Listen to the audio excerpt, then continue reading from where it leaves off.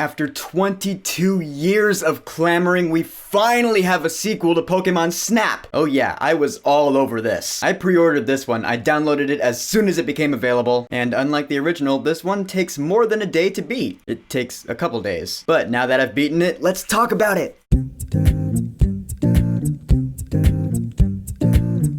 New Pokemon Snap. I can't believe I just said that. It's about time. So, new Pokemon Snap, if you couldn't tell from the title, it's a new Pokemon Snap game. I know, shocking, right? This is the long-anticipated sequel to the classic Pokemon Snap for Nintendo 64. I actually didn't have it for the N64. I was a bit too young when it came out. But I got it for the Wii Virtual Console, and that's when I played it. And yeah, it's that classic Pokemon game. It's actually the very first Pokemon game to come out for a home console, where you go around and you take pictures of Pokemon in the wild in their natural habitat. The original came out when it was just Generation 1, that's the only generation we had. And so over the years, when more generations were coming out, we Pokemon fans were like, where's the next Pokemon Snap game? Because we're pretty sure that a new one would be cool with all these new Pokemon around. So now, 7 generations later, we finally have a new one. And this new Pokemon Snap game does indeed include Pokemon from all 8 generations. And yeah, it's pretty fun to play on the Nintendo Switch. So in this new Pokemon Snap, it takes place in this new Lentil region, which consists of a few different islands. You play as a boy or girl, depending on what you prefer, which is a difference from the original where you just played as Todd Snap. You arrive at the Laboratory of Ecology and Natural Sciences, or LENS for short. You meet Professor Mirror and his cute little assistant Rita, and they task you on going around the Lentil region and taking pictures of Pokemon in their natural habitat. We're doing an ecological survey of the Lentil region, because there's this strange natural phenomenon that takes place on this island called the Illumina phenomenon. There's a certain kind of flower that blooms only in this region called a Crystabloom, and it can cause Pokemon to glow with this bioluminescent light. It's really cool to see. And so we're looking into that, all the while we're just taking pictures of Pokemon just for survey's sake. And so here we go with our new Pokemon Snap game. And yeah, it's pretty much everything you want it to be if you're a fan of the original like moi. It's bigger in every way from the original. In some ways you might not like depending on how picky you are. Me, I'm not that picky at all when it comes to this. I think this game is awesome. I mean, there are characters in this game, but of course that's not the point of this game. But I think it is worth mentioning here, and this might be a minor spoiler. This happens in like the first hour of the game, so it's not really spoiling a lot. But yes,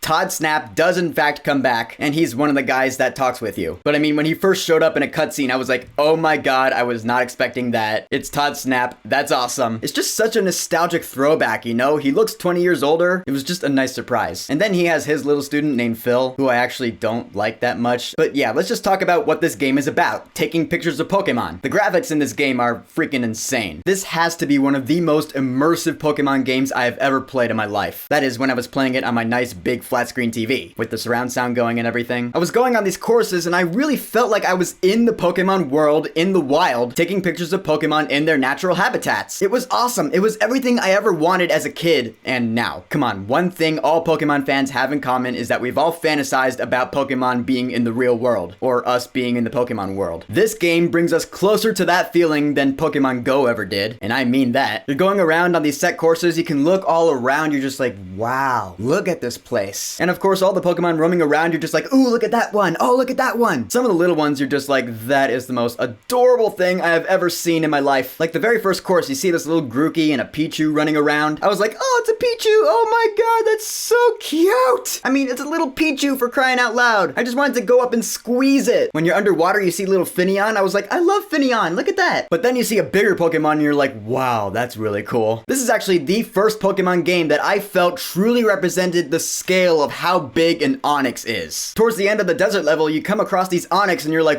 whoa, these guys are big. Whoa, I'm looking up. They're looking down on me. Hello, big old Onix. Seriously, I really felt like I was in awe. Maybe I was getting a little too into it, but that's what good entertainment does to me. I mean, Onix is a classic Pokemon. I love Onix. Onix has been around since Generation 1, and I'm pretty sure it was the biggest Pokemon of Generation 1. And you see that in this game. It's a giant rock snake. How is that not awesome? And then, of course, there's Wailord, who I still think should have been bigger. I mean, the size that Wailord is in this game is pretty much a fraction of the size that a blue whale is in the real world, and I feel like that's the size that a real Wailord should be. So there is that. Still looks really cool though. When a Wailord breached out of the water, I was like, whoa, hello. I love Wailord a lot, because I've always had a thing for ocean life, just in general. The ocean level in this game is one of my favorites, because I mean, you're underwater, you're seeing all these cool water type Pokemon like Quillfish and Lovedisk. Mantine, there are plenty of Mantine in this game. Octillery, this is actually the very first game that made me go, Octillery can be kind of cute actually. It was the beach level, and I was like, Oh, Octillery! The way you can interact with Pokemon, which I'll get to later, but it can be pretty darn cute. I took this cool shot of an Arbok. I think this shot is actually pretty cool, aesthetically speaking. And for those of you who are wondering, yes, there are legendary Pokemon in this game. I'm not going to talk about them here because I don't want to spoil them, but there are a few of them, and when they show up, you're like, whoa, I was not expecting that. Unless you look it up or something before you see them, which don't do that. It'll spoil the experience for you. But when you see these legendaries, you don't expect them at all, so you're like, whoa, wait a minute, oh, it's that legendary. I gotta like retry the course and start over again because I want to get a good shot. That's really cool. Now, just like in the original game, there are items that you have, which you can throw at Pokemon and they'll make them do different things. Like the apple thing, which in this game is called a fluff fruit. You can throw them at Pokemon in the wild and usually they'll go up and eat them, although some don't react to them at all, which is weird. There's also a little melody you can play, like the Poke Flute was in the original. Although in this one, it's actually kind of annoying, because it's just one melody, and it's not a flute, it's just like a melody of synthesized sounds that comes from your vehicle, the Neo 1. And it's just one melody, that's it. In the original, there were like 3 different Poke Flute melodies, and in this one, it's just the one. The good thing is that you can actually stop it whenever you want, so that's useful. And besides, the melody does make certain Pokemon react, like Blossom will start dancing to it. That was pretty cute. But the bad thing is that the melody is so annoyingly catchy that it'll get stuck in your head forever.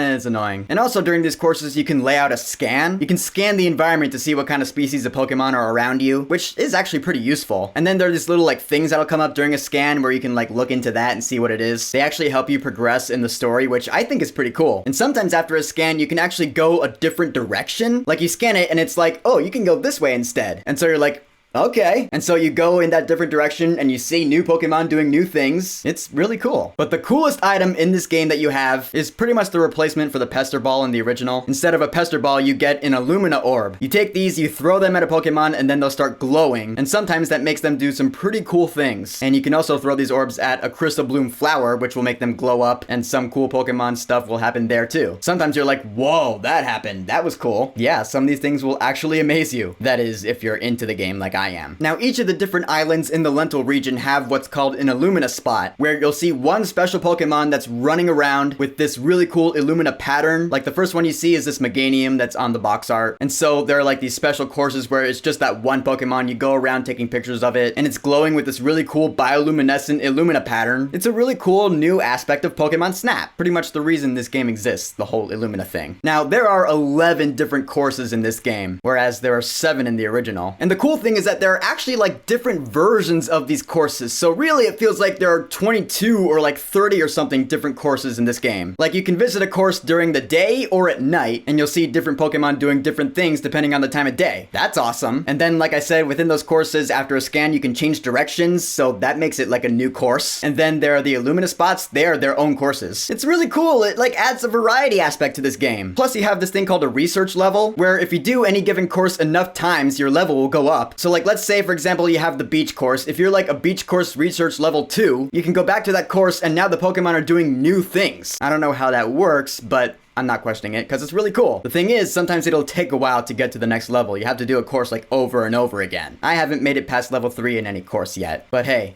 someday I will, because I really want to see what level 4 has. If there is a level 4. I don't know. And of course, after you're done with the course, just like in the original, you have photo evaluations. The professor will score your photos, and one of the cool things that gives these games replay value is that you always want to beat your scores. You want to get better pictures of Pokemon, you want to center them, you want to catch them in the middle of doing something really cool, you want to make sure they're facing the camera, all things that add up to a better score. And one thing that's really cool is that you can actually go to this thing called the photo decks, and you can look at all the species of Pokemon that you've taken pictures of. And one thing I really love about this game, whoever made this decision, huge props to you. The Pokemon in this game don't like say their names like they do in the anime, but also they don't have their cries like in the core series games. They actually sound like animals. They make animal sounds, like animal sounds that you think they would make in a natural environment. That's awesome. In fact, that's actually one of the more immersive things about it, is that they actually feel like animals and that you are out in the wild looking at these animals in their natural habitats. Yeah, talk about immersive. That's great. And of course, you can look at all the pictures you've taken. You can save them to your Nintendo Switch, although I've taken like hundreds of photos at this point, and you can't save them in a batch. You have to do like each individual one. It'll take like hours for me to do them all. That kind of sucks. And also you can post your photos online, you can share them with other people, you can edit them to put like little weird filters on them. I'm not a huge fan of that. I mean, for people much younger than me, I'm pretty sure that's the demographic that this feature is targeted at, so they'll have fun with it. But I myself, I guess I'm just an old school fan. I don't need all that weird editing stuff or any sort of online play whatsoever. Just give me Pokemon Snap. The good thing is you don't have to do any internet stuff in order to progress in the main story. So that's good. The internet stuff is not mandatory, so you can completely ignore it if you want,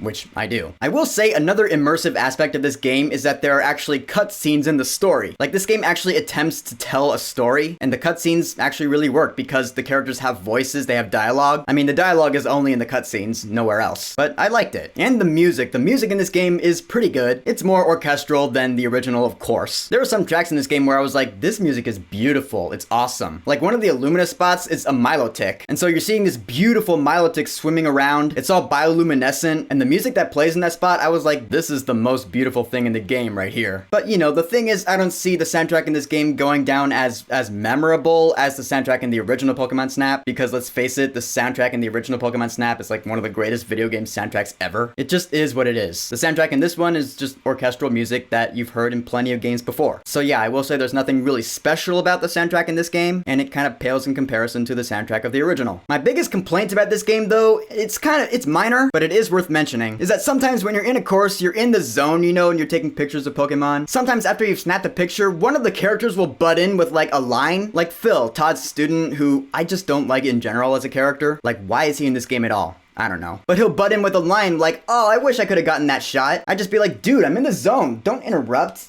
What are you doing? I mean, the course keeps going and you're still taking pictures, but it really throws me off guard. I wish I could turn that feature off. Because again, I'm really like in the zone. I'm like, wow, look at this environment. Ooh, a picture, click. Ooh, another picture, click. God, character, what are you doing? I don't know, it's weird. But really, that's my biggest complaint about the game. But in the end, new Pokemon Snap is everything you want it to be. It's Pokemon Snap from your childhood, just bigger and more. And I haven't seen everything in this game that there is to see yet. I'm looking forward to seeing what else there is. I've seen a couple of legendaries, but I'm pretty sure I haven't seen them all yet. I've seen some adorable Pokemon. I've seen some really cool Pokemon. The courses are awesome because there are all sorts of environments. You know, there's the volcano, there's the ocean, there's the beach. The volcano course is actually pretty intense. Like, you thought the one in the original was intense. In this one, man, there's lava all around you. You're actually like inside a volcano. It's really cool. Yeah, like I said, the graphics in this game are great. This game is your childhood back again. And if you've never played the original Pokemon Snap, this game is still pretty fun. Get it, check it out. I'd say it is worth getting at the full price for sure, even though there's no Feraligatr in the game, or at least I haven't seen one yet. So, new Pokemon Snap. Have you played the game yet? Have you beaten it? What do you think about it compared to the original? Have you played the original? Do you like it? Whatever you think, go ahead and leave a comment.